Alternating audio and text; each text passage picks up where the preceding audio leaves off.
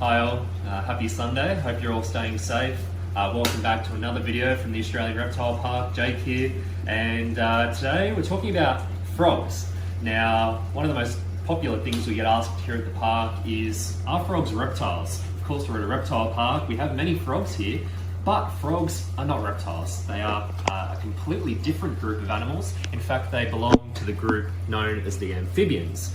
Now, there's a few other groups of amphibians. You've got toads, you've got caecilians, salamanders. There's a few different groups, but if we're talking here in Australia, the only native amphibians we have are the frogs. And we have over 200 species of frog. We're extremely fortunate. They're highly variable. They all look more or less, well, a lot of them look very similar, but there is a lot of variation in them, particularly in terms of size. We get some very, very large ones. For example, the giant burrowing frogs that you get here on the Central Coast locally, they can get up to the size of about, I don't know, like a large mango, so can a white-lipped tree frog from North Queensland. Whereas we also have some very, very tiny frogs, and we might actually start out with the tiny frogs we've got in this little pet pack here. Now in here we have some corroboree frogs. Now corroboree frogs, as I mentioned, one of our tiniest frogs, but they are also one of our most iconic and one of the most beautiful. Now, unfortunately for this species, they are critically endangered. There's actually two species. They're known as the northern and southern corroboree frog. We keep the northern species here at the park, and you can see, unlike many other frogs, which will hop or spend a lot of time in trees and by the water, these corroboree frogs are ground-dwelling frogs, and they typically walk along as we're seeing there. They belong to a genus known as the Pseudophrony, which is quite a large group. They all more or less are the same size, but again, they're highly variable. Here in the Sydney region, we have a species called the red-crowned toadlet. They're species that range all the way up into Queensland and then even over into Western Australia as well. But this one here actually has a very, very small range. I'll pick him up here so you can see the size in my hand. Has a very small range down toward Canberra in the ACT. But the more endangered of the two, the the southern corroboree frog, which is Pseudophrony corroboree, is only found within Kosciuszko National Park. This one here is Pseudophrony pangilii. Now, you might have seen when he flipped over there, they actually have a beautiful underside to them as well. They're very vibrant, and the reason for that is to warn predators. They are actually slightly poisonous, and certainly not something that you want to make a meal out of if were a predator, say a bird. So they have those bright warning colorations. A beautiful frog, but unfortunately in a very dire situation in the wild. Now, thankfully for the two corroboree frog species, there's a number of conservation programs which are working very, very hard to ensure that this beautiful little frog is around for a very, very long time to come. We've got a couple in here in this little pet pack here, and then we've got a few more over in their exhibit. And their exhibit is actually quite interesting in the fact that we keep them inside a fridge. Because they come from such a cool alpine environment, we have to replicate that here at the park. We're keeping them at about 15, 16 degrees to ensure they don't get too warm and they're living in a very similar climate to what they would be out in the wild. Now we're going to go from one of our smallest frog species there to one of our larger species. I'm just going to quickly change gloves here. It's very important that we maintain strict hygiene when we're working, particularly with amphibians, because they have what we call a permeable skin. They can absorb substances through the skin, and they're basically going to be taking in whatever is in the environment around them. So if you've got something on your hand, a chemical, perhaps you've put on some sunscreen, perhaps you've been touching some chlorinated water, all of those things can actually be quite detrimental to the frogs. So we ensure that we wear gloves, and we also ensure that we're using water that has a lot of things removed from it. It's what we call reverse osmosis water. It's very pure, clean water, excellent for the frogs. Now this here, you might go for a jump here, I don't know, is known as the splendid tree frog. And whilst it does look very, very similar to the green tree frog, which is found across much of the country, this one is actually, like the corroboree frog, found in a fairly small region of the country over in WA. It's known as the Kimberley region. Oh, is on the camera. I'll take that back. And as you can see, they are fantastic at doing what frogs are well known for, and that's jumping around. Now, despite them having this permeable skin that needs to stay quite moist, this is one of the species that can deal with slightly drier conditions. I have seen this species in the wild over in the Kimberley, and typically when you find them, they can be quite a way away from water, and they're typically hanging out on dry rock faces. So they can go a fairly long time without having to go for a swim, certainly, and they're more so relying on the rain and staying down in deep crevices to keep cool and stay moist as well. I'm going to try and pop this one back in here. We've got another one that's bunkered down in here. As you can see, this species is more of that typical green colour that we associate with frogs. But one thing that's characteristic to the splendid tree frog, and part of the reason that they get that name, splendid, is because of these beautiful dots that line the back. They've got these lovely yellow dots that go all down, right down to the legs. And yeah, they're just a stunning frog. They get very, very large, about double this size, if not triple. And yeah, they're from the Kimberley region of WA.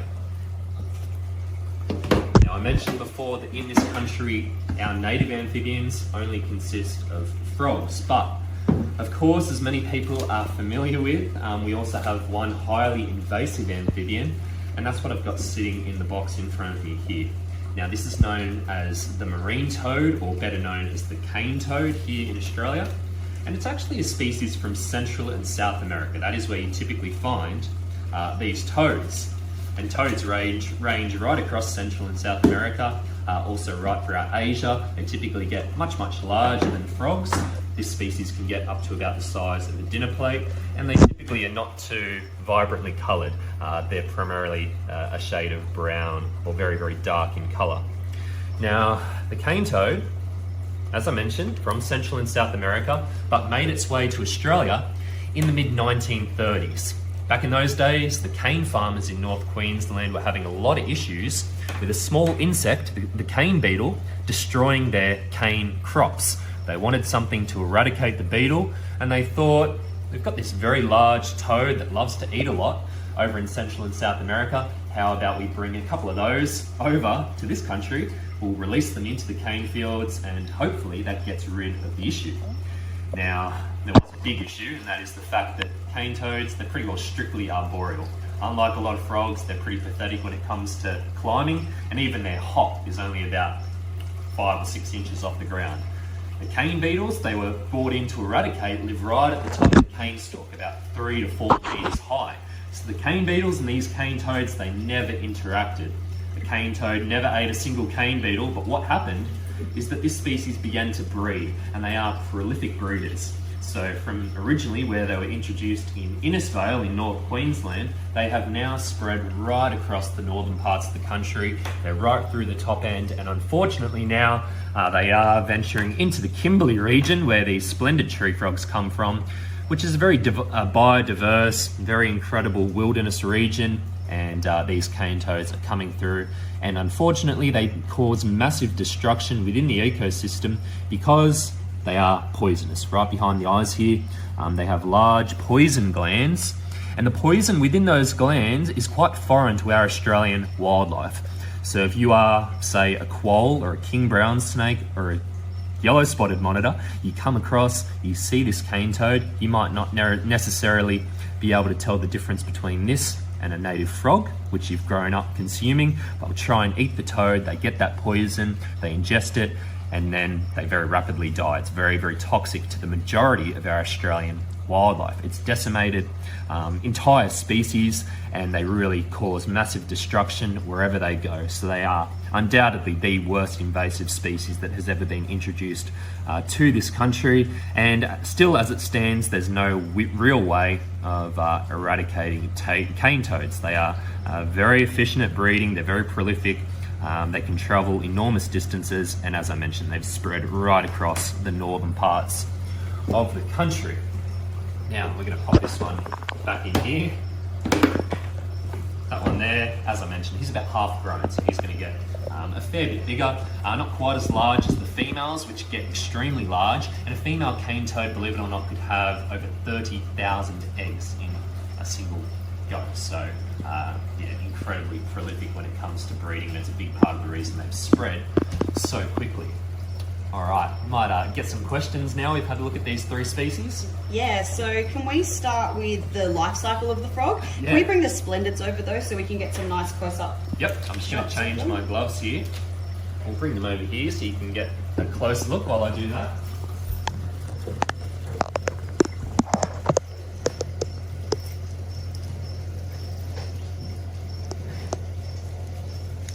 So of course, as many people are familiar with, frogs, they start their life, or most of them do, as a tadpole. So it's a tiny little, I guess, well, it's the start of a frog, but it doesn't have any legs. It's got a long tail, which it uses for moving through the water, and they are living almost exclusively in the water. And then a lot of species will also have their tadpoles in small puddles, and some even just pop the tadpoles into a plant that gets a little bit of water to it every now and again. So they don't have to be exclusively in a large body of water. The tadpoles can live in reasonably small bodies as well. Now, after a little while, that tadpole is going to begin to feed, and eventually it'll begin to pop out some legs. Now, typically what it'll do is pop the back legs first. They're the larger of the set of legs, of course, and what that means is they can move about a little bit better. They've got those back legs, then those front legs will pop out, and then what happens is that tail that they've been using to swim around will reabsorb. It disappears quite incredibly, and at the end of it, you basically have your frog. They look almost identical to the parents, just a miniature form, and then they can begin to leave the water. They'll begin to hop around, and they begin to grow until eventually they get to the size where they can reproduce themselves, and the species continues like that. So it's quite an incredible life cycle. Species that start their life looking very differently to the parents are quite rare, really. The other common example is, of course, the butterfly and the caterpillar. But quite an incredible way of reproducing. But it is important to note as well, not all frogs go through that tadpole stage. We have some frogs which we call direct developers, which will go straight from an egg into a miniature form of the adult. So some skip the tadpole stage, but most don't. They have to go through that period of being in the water. What's a frog's diet like? Primarily, at least for the Australian species, it consists of invertebrates. So they'll be feeding on all manner of insects, moths, crickets, locusts, whatever they can catch, really. Some of the larger species have also been known to take things like small snakes, small lizards, even other frogs. So once they get very, very large, they have quite the appetite, and whatever comes close to them and they can fit it down their mouth, they'll try and consume. There's some quite phenomenal photos of particularly large green tree frogs feeding on small snakes. They're certainly capable of that when they reach adult size. What's the lifespan of a frog like, and does it vary between species? It certainly does, and for some larger species it can be quite lengthy. For example, the green tree frog, and certainly this species as well, the splendid tree frog, they've been known to live in excess of 15, 20 years potentially. So it's quite a long life, and a fantastic thing if you're keeping them in captivity, because they make a fantastic pet. They're beautiful to look at. Certainly not one that you're going to be touching and getting out of its enclosure all the time. If you want a pet that you can hold all the time, perhaps go to something like a cat or a rabbit. But a frog, beautiful to look at, and with the appropriate licensing, just like reptiles, which we spoke about not too long ago, you can keep frogs as pets. Are they endangered as a species? Certainly some species are incredibly endangered, and that not only goes for here in Australia but right around the world. Unfortunately, amphibians, they're faced with a pathogen, a virus which we call chytrid fungus, which affects the skin of the frog or the salamander, whatever amphibian it may be. and eventually it will kill them. Now, this pathogen is very easily spread via contact between the frogs themselves, or even between water. So for example, if someone were to walk in a waterway which was infected with chytrid fungus and then go to another waterway, they could very easily transfer that virus from one system to another. It's spread right throughout the world. There's many species that have been decimated by it, and unfortunately here in Australia we have lost entire species. Frogs have gone extinct due to the chytrid fungus, so it's a horrible thing, and unfortunately many of our amphibians right across the globe are endangered primarily due to that. So if people have frogs in their backyard, what can they do to, help them? One of the best things you can do if you feel like you've got a bit of a frog population going in your backyard is actually create a backyard pond. I mentioned before that for that reproductive tadpole stage, they like a bit of water. So if you were to pop a pond in your backyard, what's going to happen is those frogs will congregate around that pond. They'll breed more readily, you'll have more frogs, and you're going to be really helping out the local population. So by creating a pond, you're really going to be helping those frogs out. Can you just go through one more time for the people who joined in and only saw the end of the cane toad talk? How did they come to be in Australia in the first place? Yeah, so they are a highly invasive species. They have not always been here.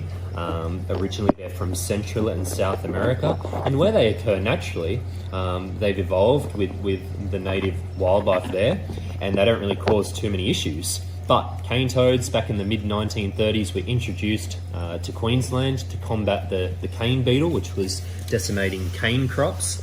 And unfortunately they did not eat the beetle. The plan was a complete failure.